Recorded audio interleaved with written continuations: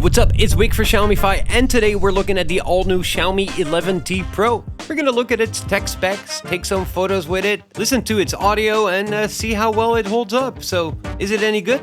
Let's find out. Let's go.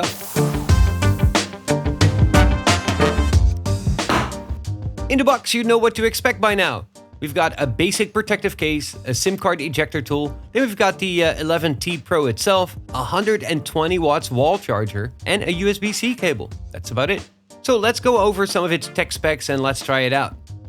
The Mi 11T Pro is 164 by 76 by 8.8 millimeters in size and weighs in at 204 grams. On the front, it's got a 6.67-inch AMOLED display with a 2400 by 1080 pixels resolution, 120 Hz refresh rate, and a peak brightness of 1000 nits. It's got a front-facing camera in that dot design that supports up to 1080p videos, and the front is covered with Gorilla Glass Victus, which is quite impressive. On the inside, it's got a Snapdragon 888 that supports dual 5G. It's got 8 or 12 gigs of DDR5 RAM and 128 or 256 gigs of UFS 3.1 storage. It's got a very nice 5000 mAh battery that supports Xiaomi's 120 watts Hypercharging that can fully charge the phone in about 17 minutes. On the back, it's got a triple camera setup with a 108 megapixel main camera with an aperture of f1.75, an 8 megapixel ultra wide angle lens with an aperture of f2.2, and a 5 megapixel telemacro lens with an aperture of f2.4. Besides that, it's got the fingerprint scanner in the on-off button on the side. It's got a dual SIM card slot. It's got dual speakers that are powered by Harman Kardon that support Dolby Atmos encoding, and it's got that IR blaster on top of the phone that allows you to use it as a remote control. The 11T uses Xiaomi's new dual-cell battery design, which means it will charge two 2500 mAh batteries at 20 amperes, which is significantly shortening the charging time when comparing even the 120 watts charging that we had in the Mi 10 Ultra. So first things first, how is that camera? Well, I went out on a few little trips around the block here in Shanghai to test it out, and I've gotten some pretty good shots with it. First, here's the main camera. With that 108 megapixel sensor, I've gotten some pretty good photos, both in the regular photo setting as well with that 108 megapixel setting, for in case you want some more pixels. You can see that most of them come out looking quite nice. It captures enough details and colors come out looking quite good as well. At night, this one did quite well, and even though it gets a little bit more noisy, they weren't really all that bad. Like always, especially with a little bit of light in the scene, the photos actually come out looking good. Sure, I had some with a little bit of artifacts, but generally it did do quite well. Then we've got the ultra wide angle. This one is only a 8 megapixel sensor, so my expectations weren't all that high. But during the day, some of the photos came out looking quite nice. I had a whole bunch of which I did like the colors and sharpness of.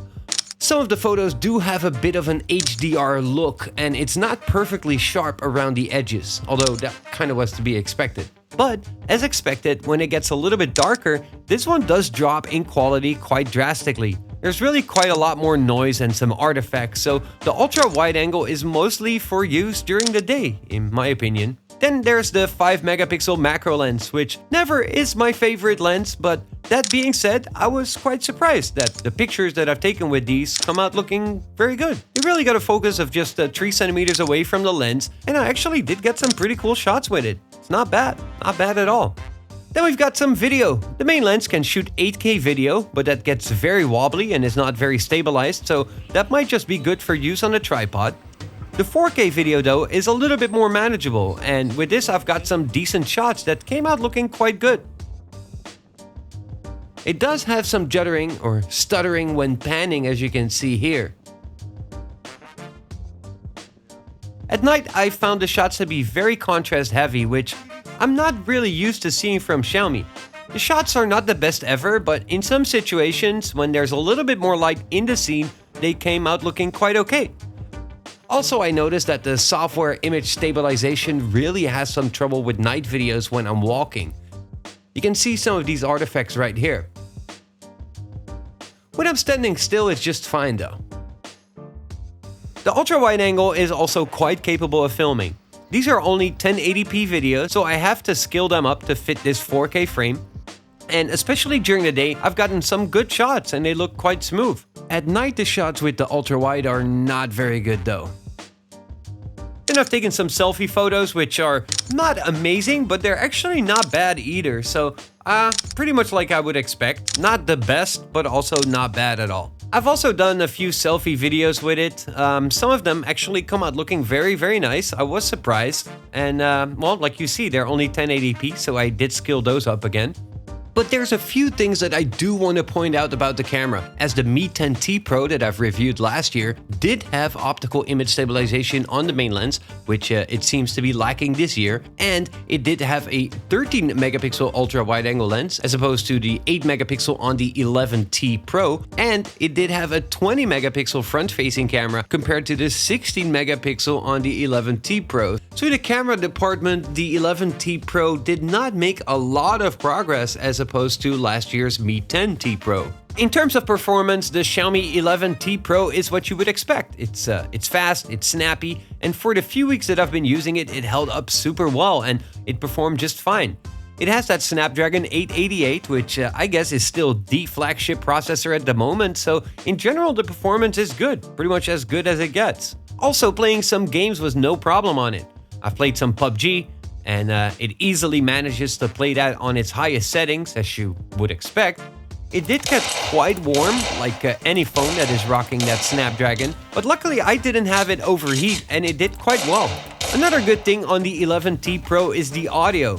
I already noticed that when playing some games, but I also played some YouTube videos, as those speakers are very nice for that. Hey, what's up? But also played some music, and I did some stereo recording so you can see how that does.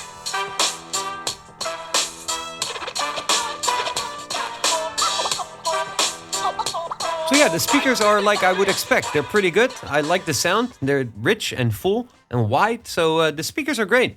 The microphone is pretty much like you would expect as well. It does a pretty good job, and well, here you go. This is what a voice recording sounds like on the 11T Pro. Hey, what's up? It's Wick for Xiaomify, and this is what I sound like through the Xiaomi 11T Pro. Let's go. But the big thing on the 11T Pro is that super fast charging, and that is just amazing.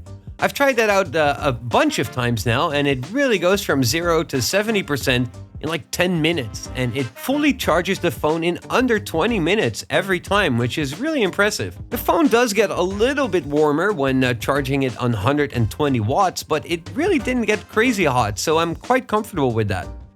So what do I think of the Xiaomi 11T Pro? Well, in general, I actually love it. It's a well-performing phone which does feel like it performs like the Mi 11 or even the Mi 11 Ultra in terms of the OS and in terms of daily use or browsing some Facebook or some Instagram. In terms of looks, in terms of size, in terms of some of the specs, it's pretty much the type of phone you can totally expect from Xiaomi by now. And it's not bad looking. It's got a good display. That 120Hz refresh rate, it's really nice. Sure, the photos on the Mi 11 Ultra are better, as that is just a camera beast, but the 108 megapixel photos of the Xiaomi 11T Pro do come out looking good. But like I mentioned earlier, it really doesn't seem to have improved from last year's Mi 10T Pro. If anything, it almost kind of downgraded actually. So not a lot of improvements on the camera department. Also the 5G speeds and the speed that I got on Wi-Fi was just very good, and there's really nothing to complain there either. The big thing that I like the most is that 5000 milliamp hour battery. It really held up all day, easily, no problem. And that amazingly fast 120 watts charging is just mind-blowing. So that's definitely a big selling point for this one. Sure, there are some other differences with the Mi 11, the Mi 11 Pro or the Ultra when comparing to the 11T Pro, as it doesn't have wireless charging.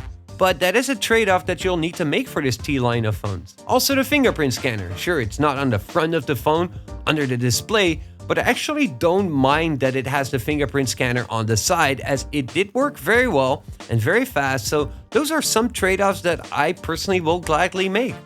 The 11T Pro is coming out in Europe for 649 euros for the 8 gigs with the 128 gigs model, which seems to be a fair price for this line of phone with these specs and this performance.